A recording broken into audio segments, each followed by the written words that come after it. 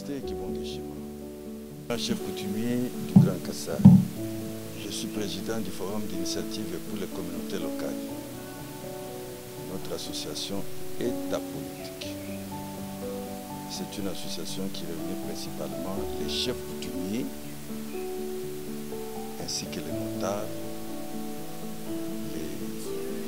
les autochtones, les gardiens de coutume, donc tout celui qui appartient à une communauté locale est membre de droit de notre association.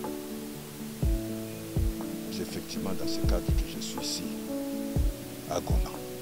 Depuis que je suis arrivé, il y a d'un côté les M23 qui sont là, hein, et puis de l'autre côté, il y a nos militaires, les FARDC, et puis nous avons également nos enfants, les Wazalendo, qui sont là-bas, ils sont en train de lutter et qui combattent les agresseurs qui sont venus nous déranger.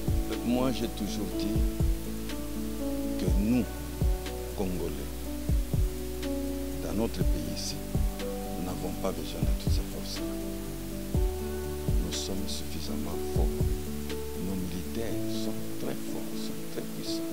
Ça fait des gens qui ont beaucoup étudié, qui ont fait des académies militaires, qui savent comment se défendre. Vous voyez un peu ça. Alors, nous avons de l'autre côté la force coutumière, symbolisée par les Wazalendo qui sont là. Mais moi j'ai toujours dit, s'il y a mutualisation des forces, force coutumière, force des FARDC et même de sécurité, ainsi de suite, nous ne voyons pas comment ces gens-là qui sont en train de jouer avec nous, ils peuvent faire même, c'est pas 2 ou 3 jours. Si vous avez déjà quelqu'un qui est à la tête et qui veut que la guerre se termine, c'est déjà une garantie. Vous voyez? Mais ici, dans le chef du chef de l'État, nous disons que là-bas, il y a une garantie. Parce que le chef de l'État lui-même, vous savez, et c'était en 2019, et quand il s'est retrouvé à Bukavu, qu'est-ce qu'il avait dit? Pour la paix de l'Est, j'accepte même de mourir. Vous voyez? Mais quand quelqu'un a une telle détermination, ça constitue une garantie. Ça, c'est un. Et puis de 2, la population. Vous ne pouvez pas balkaniser sans que la population accepte. Vous ne pouvez balkaniser que si la population accepte. Or, la population, j'ai toujours dit, constitue ce qu'on appelle une bombe atomique. Mais comme notre population n'est pas d'accord, et cette population est derrière le chef de l'État, cette population soutient le chef de l'État. Cette population est déterminée à faire en sorte que tout ce qui nous dérange là puisse partir. C'est encore une garantie. Et 3e garantie, quand vous avez les militaires qui sont déterminés à faire quelque chose, nous avons les Wazalendo qui symbolisent notre présence, nos chefs coutumiers. Déjà, l'ensemble de tout ça, vous croyez que si tout le monde peut parler le même langage, vraiment on peut se jouer de nous. Aujourd'hui, si nous connaissons tout ce que nous connaissons là, c'est parce qu'il y a beaucoup d'infiltration. Les gens qui sont de l'autre côté, mais ils sont de l'autre côté, mais ils sont avec nous ici. Ça fait que même sur le plan, au niveau même de la défense, dès qu'on arrête des stratégies, avant qu'on puisse appliquer ces stratégies-là, ces stratégies sont déjà connues de l'autre côté. Vous voyez? Bon, alors, ici, nous disons ceci. Pour pouvoir gagner cette guerre, 1, nous devons parler le même langage. 2, il ne faudrait pas qu'il y ait des infiltrations. Alors maintenant, c'est ici où il faut beaucoup insister. Les militaires qui doivent trahir, il faut qu'ils sachent qu'ils n'ont que ce pays, non pas un autre pays. L'argent ensanglanté qu'ils sont en train de gagner ne fera absolument rien. Ils doivent cesser la trahison. Et s'ils continuent de trahir, ils vont mourir. Qui ne croient pas qu'on va prendre ce pays, que ce pays sera balkanisé. Même ceux qui sont en train de nous agresser, même la communauté internationale. La communauté internationale a intérêt à traiter avec notre chef de l'État, à traiter avec nous ici, pour pouvoir gagner les minéraux. Nous ne voyons pas comment et pourquoi la communauté internationale peut passer par le Rwanda pour pouvoir gagner nos minéraux ici. Le chef de l'État l'a toujours dit. Alors nous comprenons, on ne comprend pas. Mais s'ils font ça croyant que nous ici, que notre pays ici sera balkanisé, il ne sera pas balkanisé. Ce pays ici, c'est un pays qui est très spirituel, très mystique. Vous voyez, c'est un pays, comme j'ai toujours dit, des chefs coutumiers. C'est nous qui avons signé les pactes de souveraineté avec Léopold II. Vous voyez, c'est nous qui avons signé le pacte de souveraineté avec lui. Donc, tout le monde est arrivé, nous a trouvé, nous, chefs coutumiers. C'est notre pays. Un politicien qui accepte de gagner l'argent sans garantie pour faire n'importe quoi, il faut qu'il sache qu'il va mourir. Quand j'ai dit il va mourir, il va mourir. Mais si on vous envoie par ces gens des M23 ou même les Rwandais là-bas, ils disent bon, allez là-bas, faites ici, tout ça. Ce sont eux qui vont gagner. Ce n'est pas vous qui allez gagner, vous politiciens. Dès qu'ils ont gagné, automatiquement, ils vont vous considérer comme une casserole qui a de la fumée. Dès que la casserole a préparé, et après on dit, bon, il ne faut pas déposer la casserole sur la table. Nous prenons seulement ce qui se trouve dans la casserole, nous mangeons, et puis il faut jeter la casserole.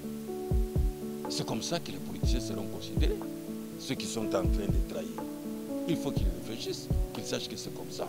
Ils ont intérêt à se joindre et donc à marcher avec les chefs de l'État ensemble, avec toute cette population ensemble, de suivre ce que la population demande, pour qu'ils se disent effectivement véritables politiciens.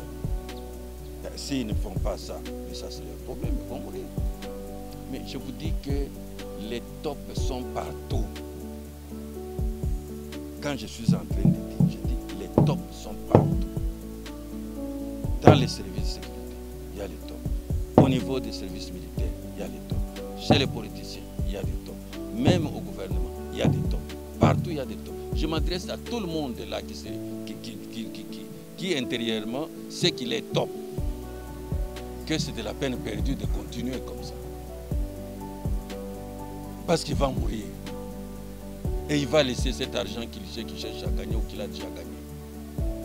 Et que le moment venu, on va tout simplement se foutre de lui. On ne va pas le prendre en considération par ceux qui sont en train de l'envoyer. Même tous ces gens-là qui sont en train de faire je ne sais pas quoi et pour satisfaire nos agresseurs, même pour satisfaire la communauté. Je parle même de la communauté internationale. Je dis ceci, que cette communauté internationale doit collaborer avec notre chef de l'État. Cette communauté a intérêt à collaborer avec notre président de la République, qui est le chef de l'État, qui est le commandant suprême des FARDC de la PNC. Vous voyez, et qui est même le chef coutumier suprême. Parce que nous lui avons déjà donné ses pouvoirs lors de son investiture. Il a la possession mystique des terres. Tout celui qui se reconnaît au top doit se dire que bon, un jour il va laisser. Parce que vous savez, comme ce pays, c'est un pays spirituel, mystique. On est en train de dénicher les tops petit à petit. Vous avez vu le vice-premier ministre, le ministre en charge de la Défense, le VPM, Bemba, qu'est-ce qu'il a dit? Il a demandé qu'on puisse lever le moratoire. Donc, le traître va subir. Tant que nous disons que nous sommes avec le chef de l'État, qui est le commandant suprême des FARDC de cette PNC, qui est le chef coutumier suprême, tant que nous disons que nous sommes avec lui, tant que nous disons que toute la population, nous demandons à toute la population d'être avec le chef de l'État, que nous puissions parler le même langage, d'être avec ceux qui sont ici, les gouverneurs militaires. Nous avons ici le général Chirimwami. Nous demandons à tout le monde de soutenir et le chef de l'État et le gouverneur militaire, parce que le gouverneur militaire est en train d'exécuter la vision du chef de l'État. Vous demandez quelle sera la part des chefs coutumiers. Mais les chefs coutumiers partout, ils sont en train de travailler. Vous croyez que les chefs coutumiers, même s'ils sont calmes, même s'ils ne disent rien, ils sont contents, ils acceptent qu'on puisse balkaniser ce pays? Vous croyez qu'ils sont contents? Vous croyez qu'ils peuvent accepter de balkaniser ce pays? les chefs coutumiers parlent le même langage avec le chef de l'État. Si vous voyez le chef de l'État se tenir debout, parler, c'est parce qu'il sait que derrière lui, il y a une force, la force coutumière, la force des chefs coutumiers. Il y a des travails de ce que nous appelons les miereko. Vous connaissez les miereko, hein?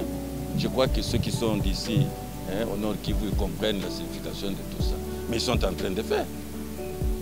Vous croyez que s'il n'y avait pas ça, mais ces gens ici, peut-être ils devraient pénétrer, même arriver à Goma et tout ça. Mais quand vous dites que ces gens existent partout, parce qu'une fois vous m'avez dit qu'ils bon, ils occupent des gens. Non, les infiltrations ont existé depuis très longtemps.